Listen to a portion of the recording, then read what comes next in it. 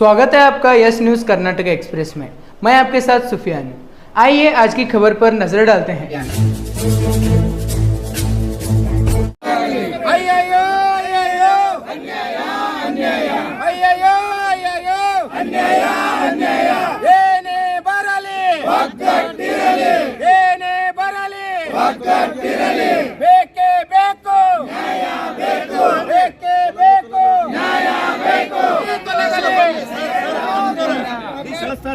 ಸರ್ಕಾರ ಕೂಡಲೇ ಸ್ಪಂದಿಸಿ ನಮ್ಮ ಎಲ್ಲಾ ಬೇಡಿಕೆಗಳನ್ನು ಈಡೇರಿಸಬೇಕು.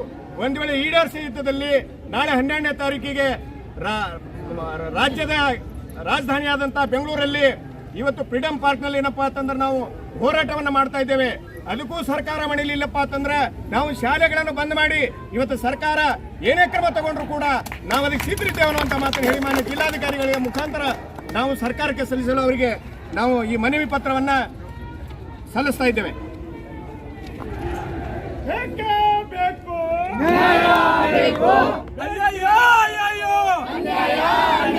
ಬದಲಾಗಲಿ ಬದಲಾಗಲಿ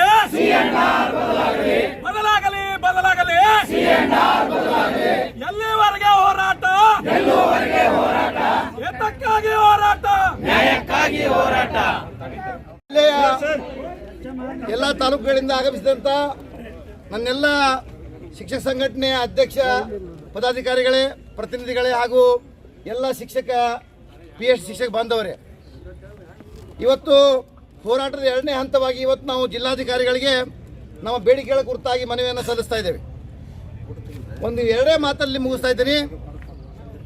ನಾವು ಪ್ರಾಥಮಿಕ ಶಾಲಾ ಶಿಕ್ಷಕರಾಗಿ ನೇಮಕಾತಿ ಆದಾಗ ನಾವು 1ರಿಂದ 7ನೇ ವರ್ಗಕ್ಕೆ ಬೋಧನೆ ಮಾಡಲಿಕ್ಕೆ ನೇಮಕಾತಿ ಆಗಿದ್ದೇವೆ.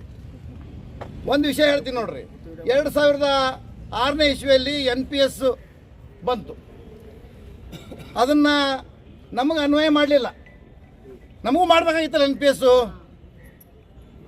ನಮಗೆ NPS ಯಾಕೆ ಮಾಡಲಿಲ್ಲ? ಪೂರ್ವಾನ್ವಯ ಮಾಡ್ಲಿಕ್ಕೆ ಬರೋದಿಲ್ಲ. ಮತ್ತು ಇದು ಯಾಕೆ ಬಂತು? 1ರಿಂದ 8ನೇ ತರಗತಿ ಬೋಧನೆ ಮಾಡ್ಲಿಕ್ಕೆ ರೆಡಿ ಅದೇವು. ನಾವು ಯಾರದೇವಿ, ಏನು ಇಲಾಖೆ ನಿಯಮಗಳದವ, ಯಾರು ಪದವಿ ಪಾಸಾದವ್ರು ಬೇಕಂತೀರಿ ನೀವು, ಅವರ ನಾವು ಅದೇವಿ.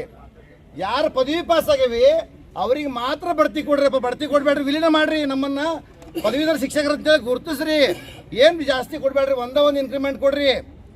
ನಾವು ಹೆಡ್ ಮಾಸ್ಟರ್ ಬಡ್ತಿ ತಗೋತಿದ್ದೇವೆ, ಅದನ್ನು ಬಿಟ್ಟು GPT ಅಂತ ಹಾಕ್ತೇವೆ. ಆ ಬೋಧನೆಯನ್ನು ಮಾಡಲಿಕ್ಕೆ ನಾವು ಸಶಕ್ತ ಅದೇವಿ. ನಮ್ಮ ಮಿತ್ರ ಪ್ರವೀಣ್ ಪತ್ತರ್ ಭಾಷೆ ಹೇಳಿರವ ಏನಪ್ಪ ಅಂತಂದ್ರೆ, ಬೇರೆ ಬೇರೆ ಇಲಾಖೆಯಲ್ಲಿ ಹೈಸ್ಕೂಲ್ ಆಗಿರ್ಬೋದು, PU ಕಾಲೇಜ್ ಆಗಿರ್ಬೋದು, ಪದವಿ ಕಾಲೇಜ್ ಆಗಿರ್ಬೋದು, ನೀವು PhD ಮುಗಿಸ್ಲಿಕ್ಕೆ, MEd ಮುಗಿಸ್ಲಿಕ್ಕೆ, MPhil ಮುಗಿಸ್ಲಿಕ್ಕೆ, B.Ed ಮುಗಿಸ್ಲಿಕ್ಕೆ ಸರ್ಕಾರೇ ಹಣ ಕೊಟ್ಟು ಓದ್ಲಿಕ್ಕೆ ಕಳಿಸ್ತದೆ. ಪಾಠ ಬೋಧನೆ ಮಾಡೋದು ಬಿಟ್ಟು 2 ವರ್ಷ ನಿಯೋಜನೆ ಮಾಡಿ ಪದವಿ ಮಾಡ್ಕೊಂಬರ್ರಿ ಅಂತ ಹೇಳಿದ್ರು. ಈ ಯೋಜನೆ ಜಾರಿಗೆ ಬರ್ತಾ ಇರ್ಬೇಕು. ನಮ್ಮ ಇಲಾಖೆ ಸಹಿತ ನಮ್ಮ ಪ್ರಾಥಮಿಕ ಶಾಲಾ PH ಶಿಕ್ಷಕರಿಗೆ GPT ಅಂತ ಪರಿಗಣನೆ ಮಾಡ್ತೇವೆ. ವಿಶೇಷ ಶಿಕ್ಷಕರನ್ನು ತಯಾರು ಮಾಡ್ತೇವೆ, ತರಬೇತಿಯನ್ನು ಕೊಡ್ತೇವೆ. ನೀವು BA ಪಾಸ್ ಆಗ್ರಪ್ಪ, ಯಾರು ಪಾಸ್ ಆಗಿಲ್ಲ ಅಂಥೇಳಿ ಸುಮಾರು ಶಿಕ್ಷಕರಿಗೆ BA ಓದ್ಲಿಕ್ಕೆ ಕೊಟ್ಟಿದ್ದಾರೆ, ವೇತನ ಸಹಿತವಾಗಿ. ಅದರ ಮಧ್ಯದಲ್ಲಿ ನಿಲ್ಲಿಸ್ಬಿಟ್ಟು 2016ರಲ್ಲಿ GPT ಶಿಕ್ಷಕರ ನೇಮಕಾತಿ ಮಾಡ್ಕೊಂಡ್ಬಿಟ್ರು. ಏನು ಅವಶ್ಯಕತೆ ಇರಲಿಲ್ಲ. ಮಾಡ್ಕೊಡ್ರಿ, ಅವ್ರಿಗೆ GPT ಅನ್ನಬಾರ್ದಾಗಿತ್ತು ನೀವು. ಯಾಕಂತಂದ್ರೆ ನಾನು ನೇಮಕಾತಿ 1994ನೇ ಇಸ್ವಿ ಆಗಿದ್ದೀನಿ. ಅವತ್ತು ನನ್ನ ಜೊತೆಗೆ ಒಬ್ಬರು ಮೇಡಮ್ ಇದ್ದರು, ನಮ್ಮ ಹೆಡ್ ಮಾಸ್ಟರು. ಅವರು 7ನೇ ವರ್ಗದ ಮುಲ್ಕಿ ಪರೀಕ್ಷೆ ಪಾಸದವ್ರು ಇದ್ದರು. ಅವರು PH ಶಿಕ್ಷಕರ. ನಂತರ ಬಂದರು ಬರೀ SSLC. ಅವ್ರು TCH ಆಗಿಲ್ಲ, D.Edನೂ ಆಗಿಲ್ಲ. ಬರೀ SSLC ಮಾಡಿದವ್ರನ್ನ ಪ್ರಾಥಮಿಕ ಶಾಲಾ ಶಿಕ್ಷಕ ತೊಗೊಂಡ್ರು. ಅವ್ರಿಗೂ ಅದೇ ಸ್ಕೇಲ್ ಕೊಟ್ಟರು, ಮುಲ್ಕಿ ಪರೀಕ್ಷೆ ಕೊಟ್ಟವ್ರಿಗೆ. ಮುಂದೆ ನಾವು ಬಂದೇವಿ, ITC ಅವರು, TCHನವರು, D.Edದವರು ಬಂದೇವಿ. ನಮಗೇನು ವೇತನದಲ್ಲಿ ವ್ಯತ್ಯಾಸ ಮಾಡಿದಾರ? ಸ್ಕೇಲಲ್ಲಿ ಬೇರೆ ಮಾಡಿದಾರ?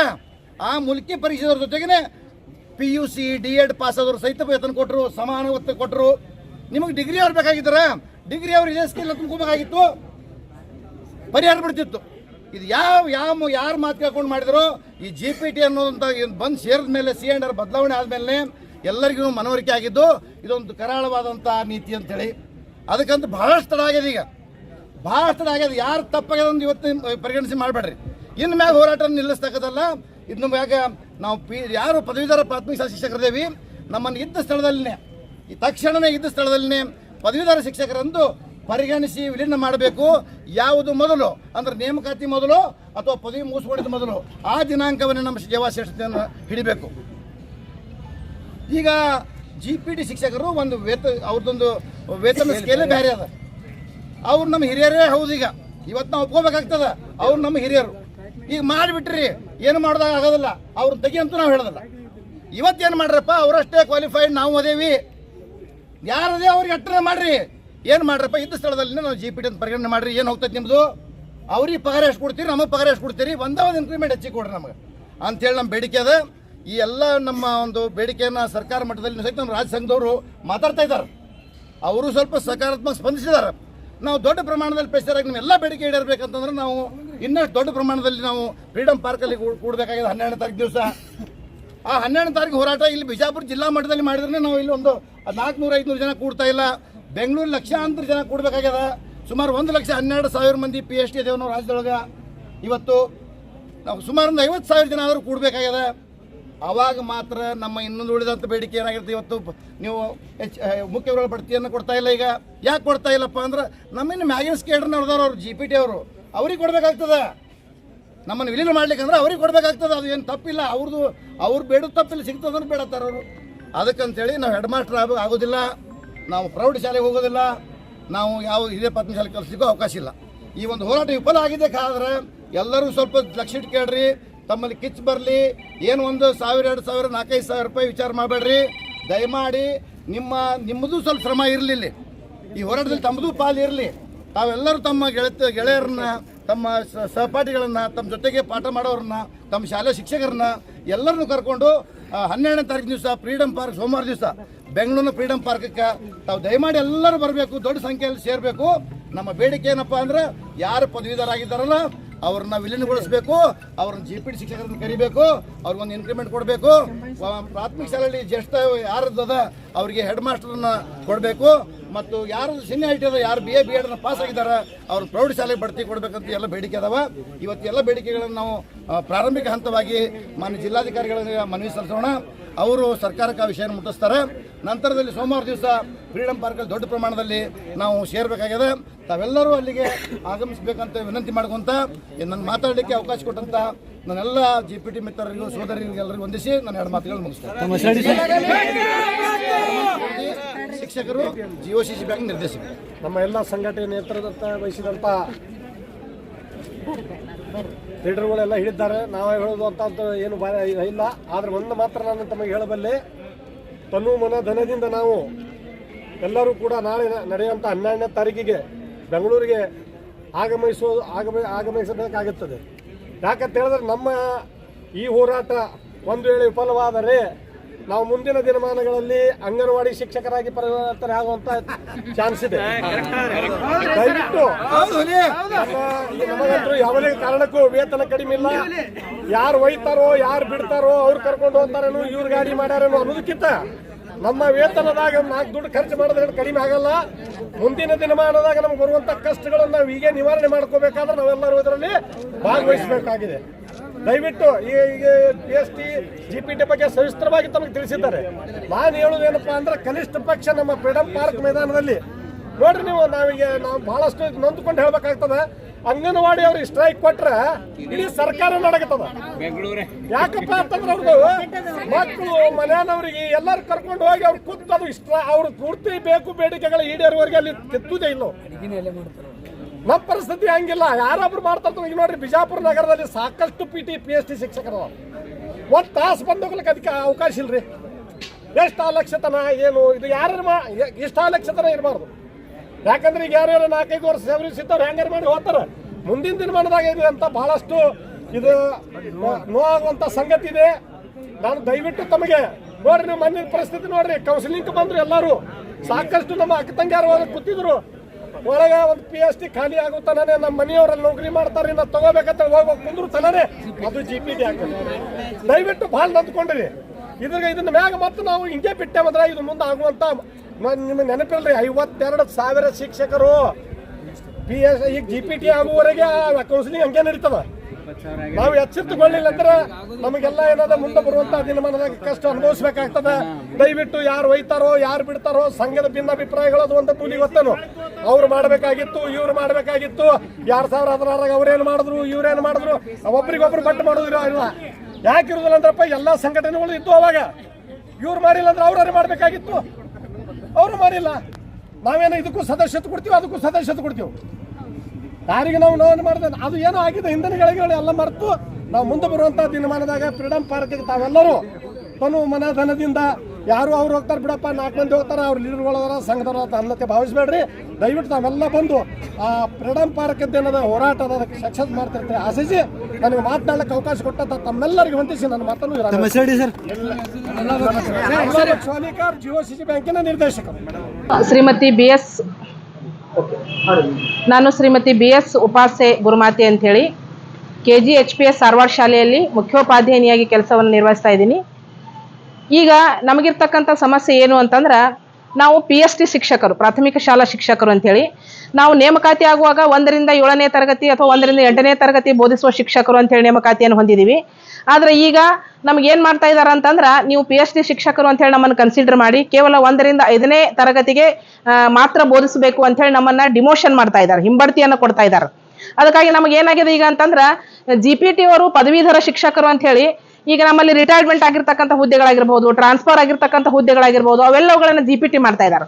ನಮ್ಮಲ್ಲಿ ಮೊನ್ನೆ ವರ್ಗಾವಣೆಗಾಗಿ ಇಲ್ಲಿ ಕೌನ್ಸಿಲಿಂಗ್ ಆಯಿತು. ಕೌನ್ಸಿಲಿಂಗ್ ಎಲ್ಲ ಶಿಕ್ಷಕರು ಬಂದಿದ್ರು. ಸುಮಾರು ಏನಿಲ್ಲ ಅಂದ್ರು 2,500 ಶಿಕ್ಷಕರು ವರ್ಗಾವಣೆಯನ್ನು ಬಯಸಿ ಅರ್ಜಿಯನ್ನು ಹಾಕಿದ್ರು.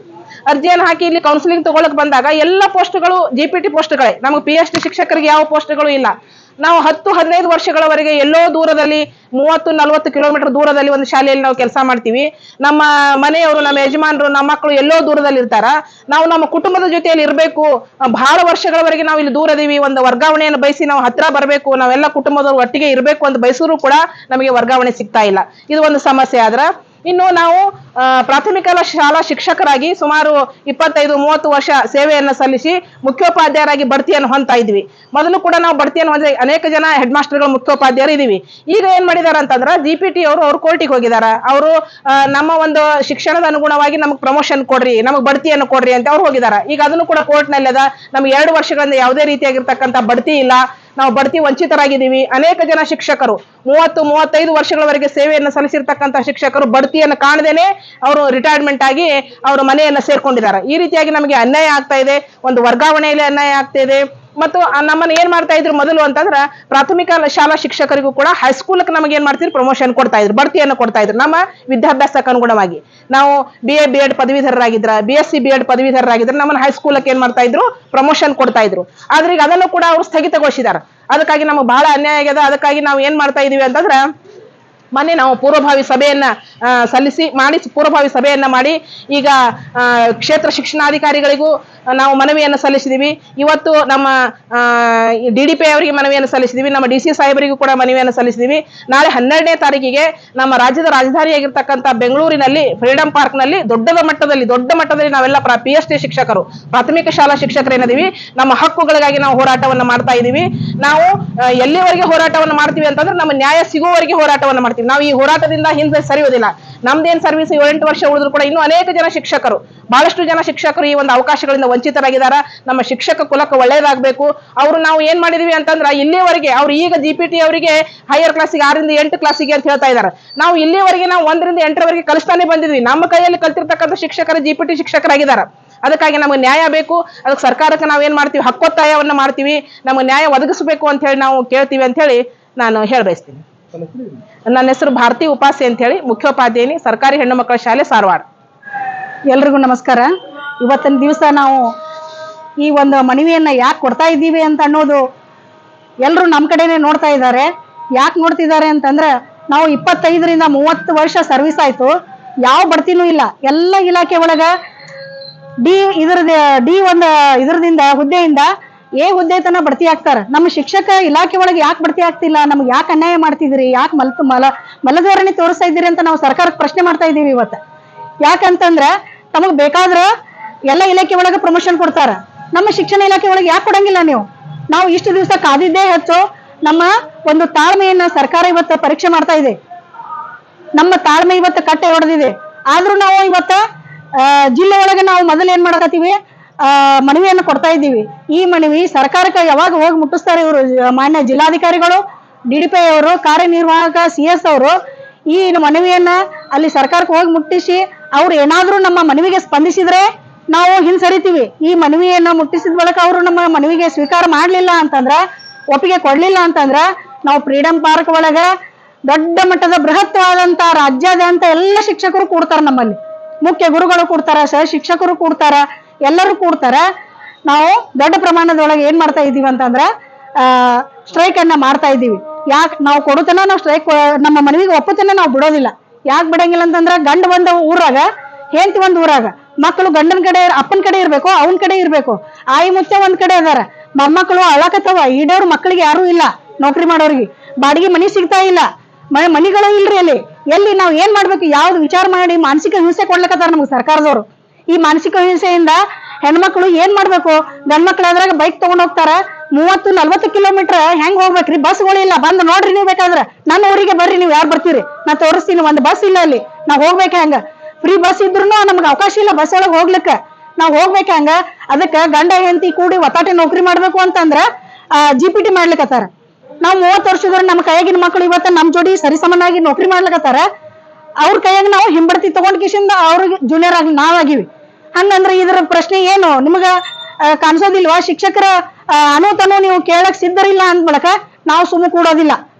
ದಯವಿಟ್ಟು ಸರ್ಕಾರಕ್ಕೆ ನಾವು ಪ್ರಶ್ನೆ ಮಾಡಿ ಫ್ರೀಡಂ ಪಾರ್ಕ್ ಒಳಗ ನಾವು ದೊಡ್ಡ ಪ್ರಮಾಣದೊಳಗ ಸ್ಟ್ರೈಕ್ ಮಾಡ್ತೀವಿ. ಇದನ್ನ ನಾವು ಬರೆದಿಟ್ಕೋರಿ ನೀವು. ಈ ನಮ್ಮ ಪ್ರಾಥಮಿಕ ಶಿಕ್ಷಕರು ಯಾವಾಗ ದಿಟ್ಟವಾಗಿ ಹೋರಾಟಕ್ಕೆ ನಿಲ್ತಾರ, ಹಿಂದ್ ಸರಿಯೋದಿಲ್ಲ. ಈ ಹಿಂದ್ ಸರಿದಿದ್ದ ಮಾತೇ ಇಲ್ಲ, ಯಾವಾಗ್ಲೂ ನಾವು ಮಾಡ್ಕೋತಾ ಬಂದೀವಿ, ಇದು ಕೂಡ ನಾವು ಮಾಡ್ತೀವಿ. ನನ್ನ ಹೆಸರು ಶ್ರೀಮತಿ DA ಕಬಾಡೆ, ಮಲಕನ ದೇವರಹಟ್ಟಿ, ಸಹ ಶಿಕ್ಷಕಿಯಾಗಿ ಕೆಲಸ ಮಾಡ್ತಾ ಇದ್ದೀನಿ. ನಮಸ್ಕಾರ. ಯಾವುದೇ ಹೊಸ ಸುದ್ದಿಯನ್ನ ನೋಡಲು ನಮ್ಮ ಎಸ್ ನ್ಯೂಸ್ ಕರ್ನಾಟಕ ಎಕ್ಸ್ಪ್ರೆಸ್ ನ ನೋಡ್ತಾ ಇರಿ. ಹಾಗೆ ನಮ್ಮ ಚಾನೆಲ್ ನ ಸಬ್ಸ್ಕ್ರೈಬ್ ಮಾಡಿ, ಬಾಜು ಇರುವ ಬೆಲ್ ಐಕಾನ್ ಅನ್ನ ಕ್ಲಿಕ್ ಮಾಡಿ. ಹಾಗೆ ನಮ್ಮ ಚಾನೆಲ್ ನ ಲೈಕ್ ಮಾಡಿ, ಶೇರ್ ಮಾಡಿ. ನಮ್ಮ ನಡೆ ಸತ್ಯದ ಕಡೆ.